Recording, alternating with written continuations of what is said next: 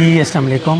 ہمارے ساتھ موجود ہیں نجم الثاقب صاحب جو ڈائریکٹر کنزرویشن ہیں Punjab world cities and heritage authority کے. تو سب سے پہلے سر میں آپ کا شکریہ ادا کرتا ہوں. گرودوارہ بھائی کرم سنگھ، آج ہم جس جگہ پہ کھڑے ہیں، ہسٹری میں کرم سنگھ صاحب کے متعلق کوئی بہت زیادہ معلومات نہیں ملتی، لیکن یہ گرودوارے کی بھی جو پاسٹ ہسٹری ہے وہ بھی نہیں ملتی.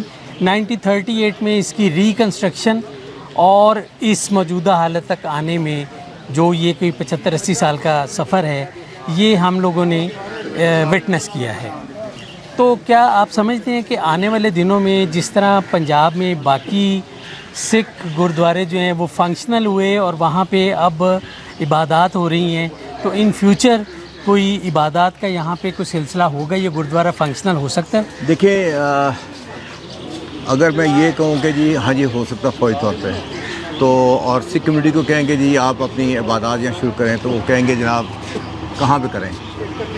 اس کے لیے مین چیز پہلے یہ ہوتی ہے کہ لیٹس شو آور ایفرٹس کہ یہ ہم کام کرنے جا رہے ہیں، یہ کام ہمارا ہو رہا ہے، تو وہاں سے ان کی انٹرسٹ ڈیولپ شروع ہو جائے گا. اسی لیے ہم ان کی جو عبادت کی جگہ ہے اس کو سب سے پہلے ریسٹور اندر سے ہال وغیرہ مین کرنے جا رہے ہیں. آلدو ہمارا فوکس باقی سائڈ کی بلڈنگس بھی ہیں، لیکن جب وہ چیز ڈیولپ ہو جائے گی اور اس کے اندر سے ساری جگہ مکمل ہوتی تو پھر وہ خود بخود دے ول کم اپ ٹو دا گورنمنٹ کہ جی اب ہم اس کو ایز اے لائیو گرودوارہ کے طور پہ ہم یوز کرنا چاہیں گے. تو then of course is government policy, تو وہ ظاہر اس کو لائیو پھر کر دیں گے اس کو. جی بالکل، آپ نے بالکل درست فرمایا کہ اس کو گورنمنٹ کی پالیسیز کے مطابق ہی گورنمنٹ، لیکن ہم نے دیکھا ہے کہ پچھلے کچھ عرصے میں گورنمنٹ کی سپورٹ سے ہی نئے گرودوارے بھی بنے ہیں اور پرانے گرودوارے بھی ریسٹور ہوئے ہیں.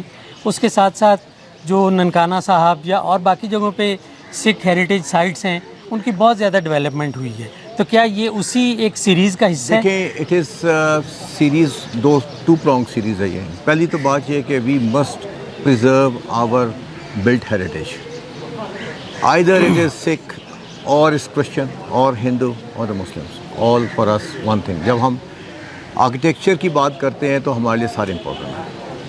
اس کے بعد آ جاتا ہے آپ کا جو معاملہ ہے آپ کا practising live formation for the سکھ گرودوارہ. ہمارے لیے یا ایون سکھ کمیونٹی کے لیے بھی امپورٹنٹ یہ ہوگا کہ اگر ان کا پرانا وتھ سم ہسٹوریکل جگہ جو موجود ہے اس کو اگر ہم لوگ لائیو کر دیں اور ان کو پریزرو کر لیں تو اس میں وہ پریکٹس کرنا زیادہ پسند کریں گے بنسبت کہ ان کو ٹوٹلی ایک نئی جگہ بنا کے دے دیا ہے. So I think for them affiliation for this place will be more than a new one. So I'm sure once this place is preserved، کیوں بہت سے لوگ ایسے ہیں بڑے انٹلیکچوئلس باہر بیٹھے ہوئے ہیں، وہ میرے سے رابطے میں رہتے ہیں، وہ they are getting very excited کہ جی یہ پریزرو ہو رہا ہے اب. اچھا، اس ریجن میں یہ جو جہلم کا ریجن ہے، پوٹھوار ریجن ہے، یہاں پہ سکھ دھرم کی اگرچہ پریزنس بہت زیادہ نہیں ملتی، لیکن سکھ ریلیجن کے جو ہولی سائٹس ہیں وہ یہاں پہ بہت زیادہ ہیں. دیکھیں، اس جگہ میں یہ بڑی رچ جگہ ہے. اگر آپ دیکھیں تو آپ کو یہاں پہ ہندوز کی بھی بہت ملے گی. یہ جو آپ کی پوری پوٹھوار رینج ہے از فل آف ٹیمپلس.